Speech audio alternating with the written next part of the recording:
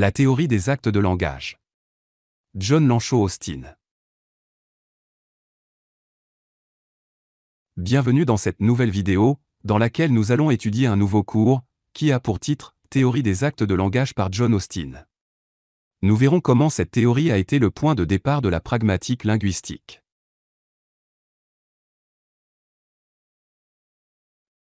Introduction. La deuxième étape schématique du développement de la pragmatique est l'étape de la philosophie du langage. Ce courant s'inscrit dans la lignée des travaux des mathématiciens philosophes Frege, Russell, Carnap, qui en étudiant les langages artificiels logiques, cherchent à résoudre la problématique de la relation entre la logique mathématique et le langage. Dans les années 50 à 70, le philosophe britannique de l'école d'Oxford, Austin, et l'américain Searle, vont s'inspirer des travaux de ces mathématiciens philosophes pour développer une nouvelle théorie qui s'intéresse, non plus aux langages artificiels, mais au langage ordinaire. Leur observation principale est que le rôle du langage n'est pas uniquement de décrire le réel, mais aussi d'exercer une action sur ce réel. La contribution majeure d'Austin a été de souligner l'utilisation que nous faisons du langage dans la vie courante. Le langage est utilisé pour faire, autant que pour affirmer. L'avancée d'Austin a donc été de suggérer que tout discours et toute parole est une action, avec des mots et des signes. Ils vont ainsi ouvrir la voie à la pragmatique en tant que discipline, en instaurant la célèbre théorie des actes de langage. John Lanshaw Austin. John Lanshaw Austin est né le 26 mars 1911 à Lancaster, en Angleterre. Quand il a 10 ans, sa famille déménage en Écosse, où il commence ses études primaires. En 1924, Austin étudie à Shrewsbury School. Puis en 1929, il commence des études de lettres classiques au Balliol College, de l'Université d'Oxford.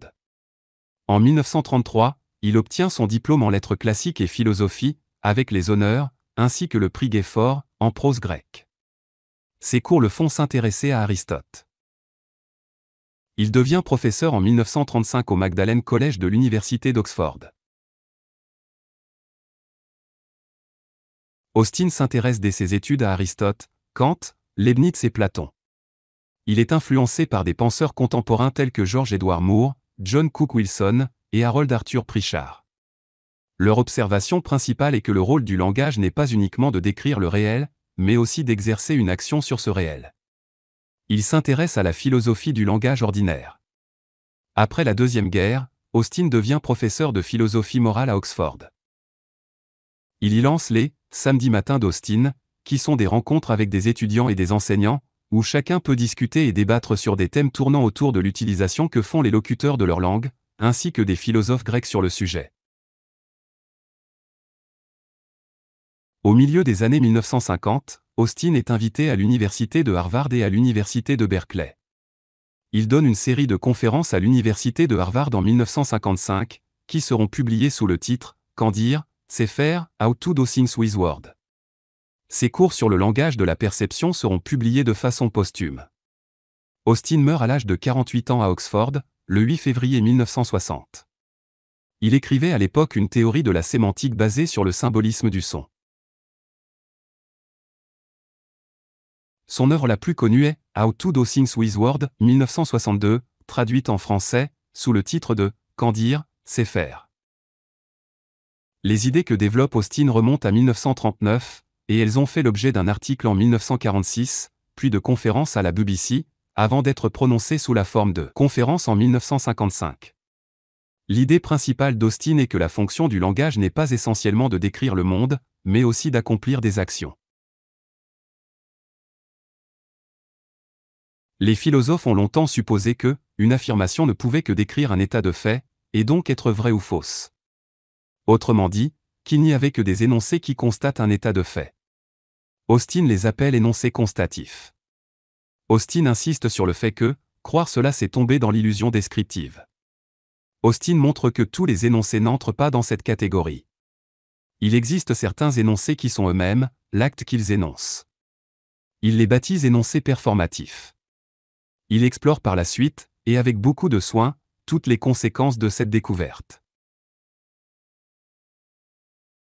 Une énonciation est performative lorsque sa fonction n'est pas seulement de décrire un fait, mais qu'elle accomplit elle-même quelque chose. Un exemple typique d'expression performative est la phrase que prononce le maire lors d'un mariage, « Je vous déclare mari et femme ». Cette phrase fait changer de statut les personnes à marier. En la prononçant, le maire accomplit l'acte de faire passer les mariés de l'état de fiancé à celui de marié. Donc prononcer cette phrase, c'est accomplir un acte. Mais pour que l'acte accompli soit effectif, il doit remplir certaines conditions. Et les différents protagonistes doivent également respecter certaines conditions de succès, qu'Austin appelle conditions de félicité.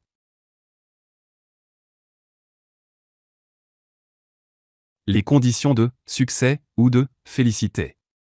Pour l'exemple précédent, le locuteur doit jouir de ses droits de mère, les destinataires être célibataires et désirant s'unir par les liens du mariage. Le lieu doit être la mairie, ou un lieu conventionnel où ont lieu les cérémonies de mariage.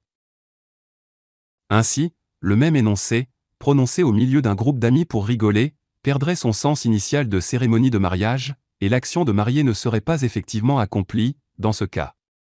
À côté de ces conditions, pour qu'il soit tout simplement possible de parler de la réalisation d'une telle action, il faut que le locuteur soit dans un certain état d'esprit, se conduise de manière appropriée par la suite, et que les interlocuteurs soient dans une optique d'engagement, etc. C'est ainsi qu'a été établie l'opposition constatif-performatif, la version initiale de la théorie des actes de langage. Les énoncés constatifs obéissent aux conditions de vérité, et les énoncés performatifs obéissent aux conditions de félicité.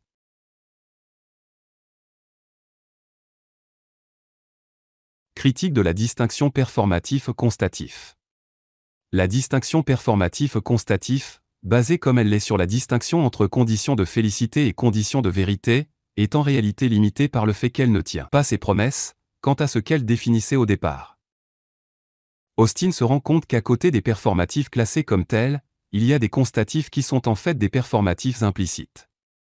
Par exemple, une phrase déclarative qui en fait est une promesse non explicite, mais où le verbe promettre n'est pas explicitement employé. Exemple, demain, je t'achèterai des chocolats. De plus, les constatifs correspondent à des actes de langage implicites, des actes d'assertion qui sont donc soumis à des conditions de félicité, comme le sont les performatifs. Enfin, ils peuvent être comparés à leurs correspondants performatifs explicites, ce qui détruit définitivement la distinction performatif-constatif. Exemple, j'affirme que le chat est sur le paillasson. L'opposition entre conditions de félicité et conditions de vérité n'est donc pas complète, elles peuvent se combiner sur le même énoncé, et par contre-coup, l'opposition entre performatif et constatif n'est pas aussi clairement définie qu'il y paraît au premier examen.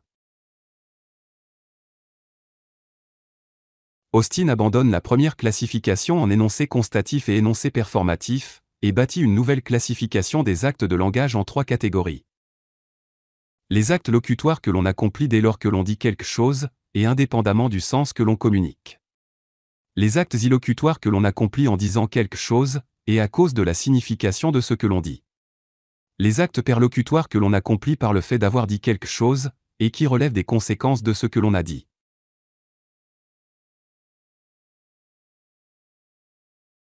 Tout énoncé réussi exécute 3 actes. Austin propose d'appeler locutoire la première catégorie d'actes, qui se résume à la mise en œuvre du langage. Par exemple, concevoir la phrase, choisir des mots, les ordonner en phrase, leur attribuer du sens, les prononcer ou les écrire, etc.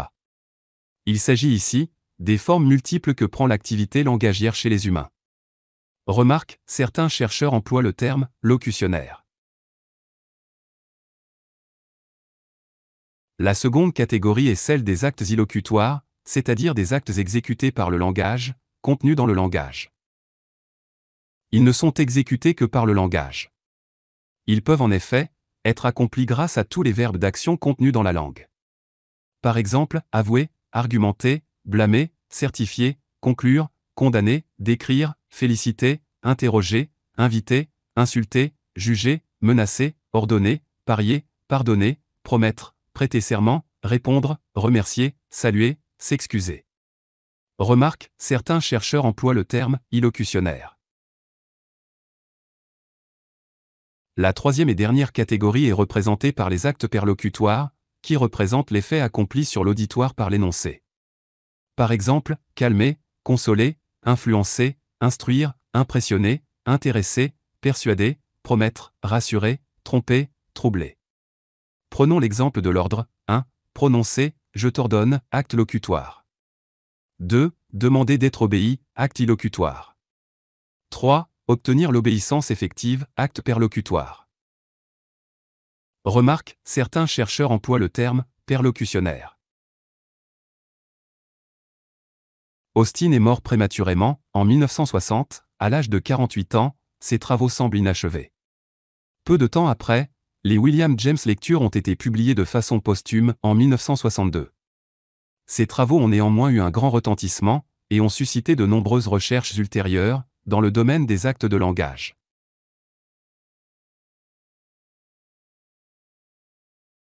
Cette partie du cours est maintenant terminée. Merci de l'avoir suivi jusqu'au bout. Nous nous retrouverons dans la deuxième partie de ce cours, pour parler de Searle, le disciple d'Austin qui a poursuivi ses travaux. Si vous avez aimé la vidéo, n'oubliez pas de mettre un pouce bleu, et de vous abonner à la chaîne, pour ne rien rater des nouveautés à venir. À bientôt.